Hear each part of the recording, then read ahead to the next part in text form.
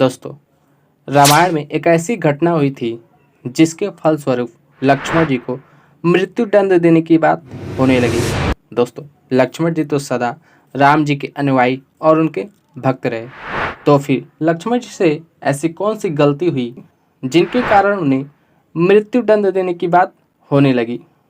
दोस्तों, यह घटना रामायण के उत्तर कांड की है। सीता जी के धरती में समा जाने के बाद लव और कुश अपने पिता के साथ अयोध्या में रहने लगे। दोस्तों, उस समय अयोध्या में राम राज्य की स्थापना हो चुकी थी और राम राज्य में सभी प्रजा अत्यंत खुश थी।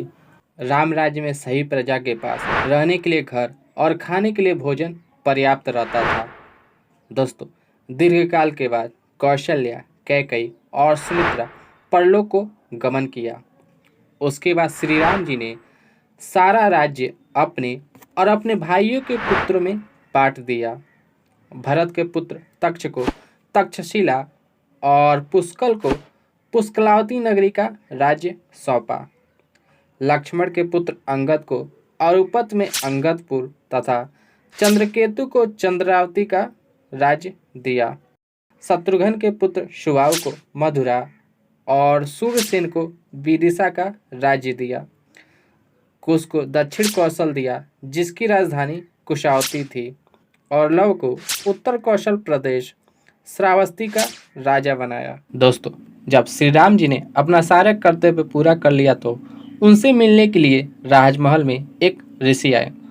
उन्होंने लक्ष्मण जी को बताया कि वह अमित तेजस्वी ऋषि अतिबल के दूत हैं और श्री राम से मिलना चाहते हैं। तब लक्ष्मण जी उस ऋषि को श्री राम के पास ले गए। उस ऋषि ने श्री राम को प्रणाम करते हुए कहा कि मैं अपने गुरु का एक महत्वपूर्ण संदेश लाया हूँ और एकांत में ही आपको बताऊंगा। उस ऋषि ने यह भी कहा कि श्री राम, यह संदेश इतना महत्वपूर्ण है कि अगर हम दोनों को कोई बात करते देख या सुन लेता है तो आप उसे मृत्यु दंड देंगे। तब श्री राम जी उस ऋषि की विनती स्वीकार करते हुए प्रतिज्ञा की, अगर हम दोनों को कोई बात करते भी देख लेता है तो उसे मृत्युदंड दिया जाएगा। उसके बाद सारे पहरेदारों को हटाकर स्वयं लक्ष्मण जी द्वार पर खड़े हो गए। दोस्तों, तब ऋषि ने बताया कि मैं काल हूँ और ब्रह्मा जी की आज्ञा से आया हूँ। उन्होंने यह संदेश देते हुए कहा कि प्रभु श्री राम, आप जितने अवधि के लिए पृथ्वी पर अवतरित हुए हैं वह अवधि पूरी हो चुकी है, अतः आपको यह पृथ्वी लोक छोड़कर पुनः वैकुंठ धाम चलना चाहिए जहाँ पर सभी देवता आपका इंतजार कर रहे हैं। ब्रह्मा जी ने यह भी कहा कि अगर मनुष्य लोक में आप कुछ और समय रहना चाहते हैं तो रह सकते हैं। तभी दुर्वासा ऋषि लक्ष्मण जी के पास पहुँचे और तत्काल श्री राम से मिलने का आदेश दिया। लक्ष्मण जी ने बताया कि श्री राम अभी एक कार्य में व्यस्त है, इसलिए हे मुनिवर कुछ घड़ी इंतजार करें।